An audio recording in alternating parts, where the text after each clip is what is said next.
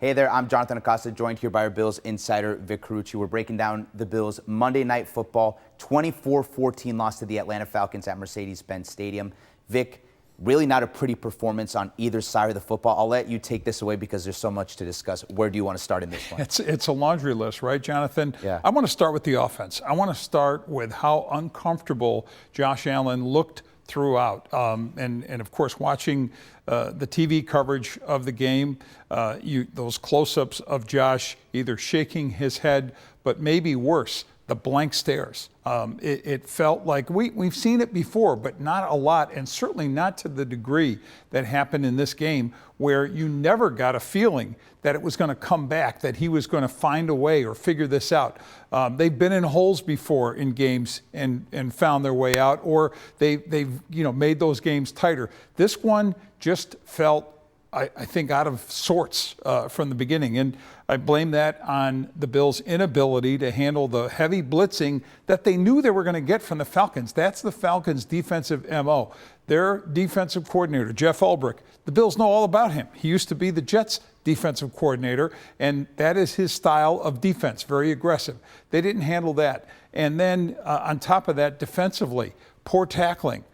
Poor gap work against the run, allowing Bijan Robinson to just shred them as the outstanding runner and receiver he is. Again, known quantity. They knew what they were going to deal with going into the game. They had no answers for that, Jonathan. Vic, going back to those blank stares that you mentioned from Josh Allen and sort of those sideline shots we saw of his frustration, to me it reminded me a lot of what we saw last year in those back-to-back losses to Baltimore and Houston. So I went back and looked. It's sort of a theme now over the course of 3 seasons because they had those back-to-back losses, sort of offensive lull against Baltimore and Houston. Then you go back to the year before that. It really started around the same time in that season. Right. In London against the Jaguars. Then you have the performances against the Giants, Patriots, Buccaneers, Broncos. That year ended up in the firing of Ken Dorsey. Last year, the Bills in this rut ended up trading for Amari Cooper.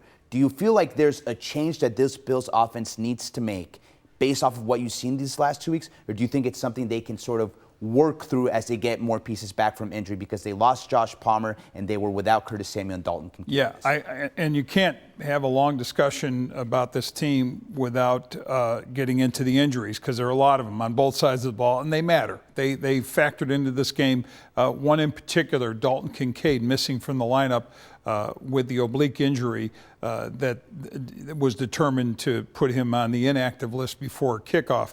But to back up to your point of these last couple of seasons and the trend that we've seen from this team, and it's like they're following form, what does it mean? Now, in those previous seasons, they figured things out. They got to certainly to the postseason and made and were serious contenders for the Super Bowl, but fell short. I'm not sure where this is going from here because of the concerns I have with the receiver position. And yes, they made the trade for Amari Cooper before the trading deadline, figured things out to get a deal done with Cleveland, and he was only around for that back portion of the season last year. But Jonathan, first of all, is that guy or something similar available? Does it fit their cap? Cap situation is always going to be different because of the kind of money that's being paid out to Josh Allen and others. And who's willing to make that deal? The trade deadline's coming up November 4th, but I don't know if that solves everything. The pass-catching core as a whole is a problem. Guys are not getting separation. And for all the problems Josh Allen, had dealing with the blitzing, those problems, Jonathan, were compounded by him not finding people open. Yeah, it seemed eerily reminiscent of that game last year in Houston. Granted, they have Josh Allen, they have James Cook. You feel like the offense, if there's one side of the ball that's going to sort of figure things out to an acceptable level, it'll be the offense. The defense, They were better in the second half, but that first half, the Falcons did everything they wanted to, namely Bijan Robinson and Drake London. 21 points could have easily been 28 if Drake London doesn't step out right before halftime. What did you make of this sort of down and then up performance from the Bills defense? Yeah, I think we start with the down because coverage was atrocious. This secondary has been a growing problem. Again, injuries not helping things, but even when healthy, you have your doubts, I do, about the way this secondary plays, particularly at safety position. Jordan Poyer, I mean, you want to talk about desperation. At one point, of course, when healthy, had been one of the top safeties in the league in his healthier early days with the Bills. He's not that guy now, but they were desperate. They obviously promoted him up from practice squad to the active roster and put him in the game. But, how much did he help? We saw him in the second half. Hard to say how significant his presence was. But it's telling me that this team, the way Drake London found those openings with ease inside, finding those spaces in the Bills' zone coverage, that's problematic. If it happens once or twice, okay, you figure it out. It happened, and it happened, and it kept happening. And I think, what did he have, 10 receptions, a big night, 100-plus receiving yards. It was like 150. Yeah, 150 receiving yards. That's a problem. And then, of course, Bijan Robinson as a receiver and piling up 238 yards from scrimmage. 38 yards from scrimmage, 238. For a guy who went into Week 6 leading the league as the NFL's leader in yards, in scrimmage yards. But all of that said, no answers for that. Can you address that, solve that by the trade deadline? Once again, when you're dealing with salary cap questions and issues. And is it a bigger question with regard to tackling or poor tackling, gap control in terms of the run, and maybe overall defensive play calling? Do they have to take a hard look at how things are going with Bobby Babich as defensive coordinator? And of course, this is Sean McDermott's defense. So is there going to be some heart-to-heart conversations? I would think there would be in the course of this upcoming bye. And to go off what you just said, I want to ask you, maybe it's a bigger picture question, because we're talking about the offensive struggles and how 2 years ago they solved it by getting rid of Ken Dorsey. We're talking about the defensive struggles and how Bobby Babich is under fire. Are the issues the Bills having right now, you think, more player-related or coordinator-related, where Sean McDermott might have to have some tough decisions in the bye week? Because as we saw, it's repetitive issues. For example, on defense, the run defense. I think everyone knew Bijan Robinson coming into this game was going to have a big day, and that's exactly how it played out. The missed tackles have been an issue all season. The gap integrity is something that Sean McDermott has spoken to several times. On offense, it's the too cute. He said it last week against New England, and then we see Joe Brady with a handoff to Elijah Moore on a 3rd and 1. Is it execution? Is it play calling? What do you see as the biggest issue with the Bills right now? I know this sounds like a cop-out answer, and I don't mean it to be that way. I think it's all of the above. I mean, I really think execution has been poor.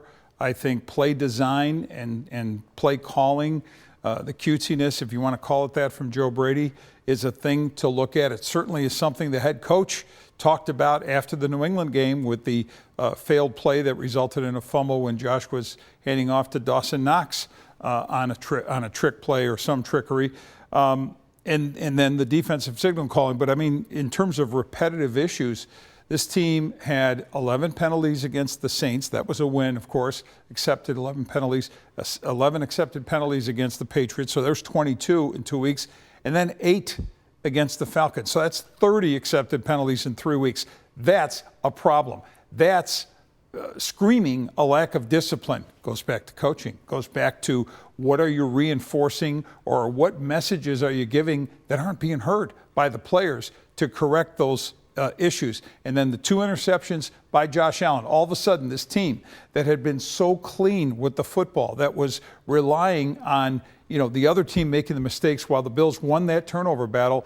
Now you have, 3 games where he has thrown these interceptions or turned the ball over, because he had the fumble in the New England game as well. That's problematic. That's right. And you go back to the penalties. The one on the very first drive of the game, Greg Rousseau offside, eliminating what would have been a fumble on that first possession, could have really changed sort of the outlook on this game. Let's end on this, Vic, because a few weeks ago, the Bills, we were talking about them as maybe having the chance to sort of run away with this division and putting this one to bed early the way they did last year. Well, you fast forward, a loss to New England, a loss to the Falcons. Now they're going into the bye week at 4-2 and looking up at the Patriots, who are now in first place in the AFC East due to that tiebreaker. How do you evaluate sort of the landscape of the AFC in the AFC East as it relates to the Bills? You could dismiss that if you want and say, well, it's only 6 weeks into the season. But I'm not sure I want to do that. I'm not sure they should want to do that. Patriots took care of business. Not only did they come into Orchard Park and beat the Bills in prime time, found a way to do it. All right, 3 turnovers by the Bills, 11 penalties, all that, whatever you want to call it. They played the cleaner game. They let the Bills make the mistakes.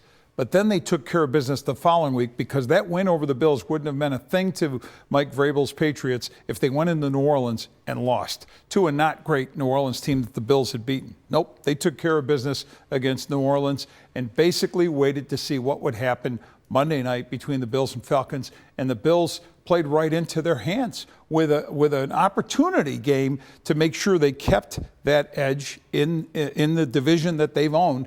And now they've got to think about the fact, and they've got to think about it a long time because the bye's coming up here, that the Patriots are Drake May, Mike Vrabel, the names, the new sort of stars of this team are suddenly a thing, suddenly a factor in an otherwise awful division. So do we have a two-team race building up here and making things interesting for the Bills? But before you can worry about winning that division, Buffalo Bills have a lot to solve, a lot to clean up between now and the next time they play again, which is against the Carolina Panthers in week 8. These first 6 weeks of the season, supposedly the easy part. You come out of the bye and you have games against a Panthers team that looks better than many expected. Yeah. You have the Chiefs coming to Orchard Park. Chiefs who look like the Chiefs again. The NFC leading Tampa Bay Buccaneers. Yeah. And then suddenly that December game in Foxborough looms very big. Not to mention a trip to Pittsburgh the weekend of Thanksgiving. And the Eagles are coming to town, and we don't know what they're about, but they may clean their act up too. A tough second part of the schedule awaits for the Bills, but first up, a bye week that I'm sure they're very much looking forward to coming up this week. For Vic Carucci, I'm Jonathan Acosta for Channel 2 Sports.